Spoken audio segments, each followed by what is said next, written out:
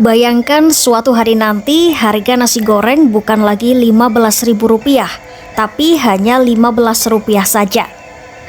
Bukan karena jadi lebih murah, melainkan karena pemerintah berencana menyederhanakan nilai mata uang atau yang disebut redenominasi rupiah. Rencana ini bukan hal baru. Pemerintah sudah membahasnya sejak lebih dari 1 dekade lalu, tapi belum pernah benar-benar dijalankan. Kini, wacana itu kembali muncul lewat rancangan undang-undang tentang perubahan harga rupiah yang ditargetkan rampung pada tahun 2027. Apa sih redenominasi? Secara sederhana, redenominasi adalah penyederhanaan angka dalam uang tanpa mengubah daya belinya.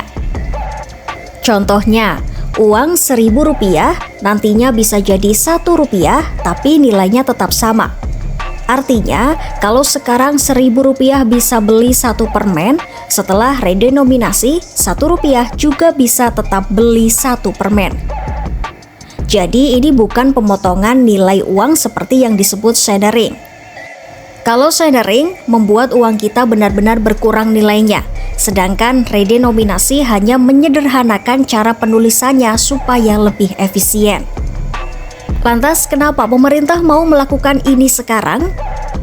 Langkah redenominasi tertuang dalam Peraturan Menteri Keuangan Nomor 70 Tahun 2025 tentang Rencana Strategis 2025 hingga 2029. Tujuannya adalah meningkatkan efisiensi ekonomi, memperkuat daya saing, dan menjaga kredibilitas rupiah baik di dalam negeri maupun di mata dunia.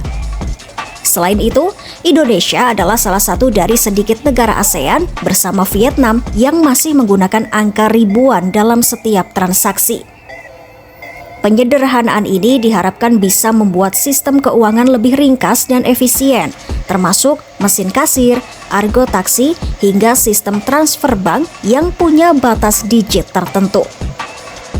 Apakah redenominasi rupiah punya manfaat? Ya, redenominasi rupiah punya beberapa manfaat. Pertama, transaksi jadi lebih mudah, tak perlu lagi menulis angka nol yang panjang. Kedua, perekonomian lebih efisien. Sistem kasir, akuntansi, dan perbankan jadi lebih sederhana. Ketiga, citra rupiah meningkat. Dengan nominal yang lebih kecil, rupiah akan terlihat lebih kuat di mata dunia.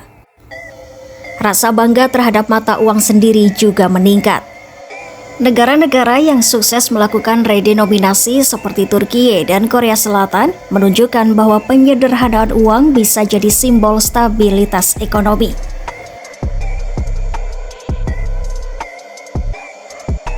Namun di balik manfaatnya tentu ada tantangan besar. Pertama, masa transisi. Masyarakat perlu waktu beradaptasi dengan nominal baru. Dalam periode tertentu akan ada 2 harga sekaligus, harga lama dan harga baru untuk membantu transisi. Kedua, biaya implementasi, mulai dari pencetakan uang baru, pembaruan sistem perbankan, hingga kampanye sosialisasi. Semuanya butuh biaya besar, bahkan bisa mencapai triliunan rupiah. Ketiga, risiko psikologis dan inflasi. Misalnya, harga nasi goreng Rp20.000 menjadi Rp20. Penjual bisa merasa keuntungannya berkurang, lalu menaikkan harga. Akibatnya, inflasi bisa naik karena faktor psikologis, bukan karena perubahan ekonomi nyata.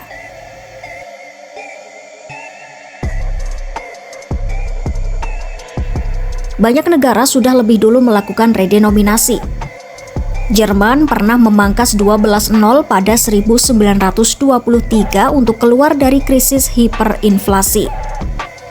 Brasil sudah melakukan 6 kali, sementara Turki dan Rusia juga pernah sukses merapikan nominal uangnya. Namun ada juga yang gagal seperti Zimbabwe dan Korea Utara karena dilakukan di saat ekonomi tidak stabil dan inflasi tinggi. Artinya, keberhasilan redenominasi sangat tergantung pada stabilitas ekonomi dan kesiapan masyarakat. Redenominasi bukan sekadar memotong nol di belakang angka rupiah. Lebih dari itu, ini adalah langkah simbolik dan strategis menuju ekonomi yang lebih efisien dan berdaya saing. Namun, agar berjalan lancar, dibutuhkan perencanaan matang, sosialisasi luas, dan koordinasi kuat antara pemerintah, Bank Indonesia, pelaku usaha, dan masyarakat. Kalau semua siap, bukan tidak mungkin suatu hari nanti kita benar-benar membayar nasi goreng seharga Rp15. Bukan karena nilainya turun, tapi karena rupiah kita sudah lebih kuat dan percaya diri.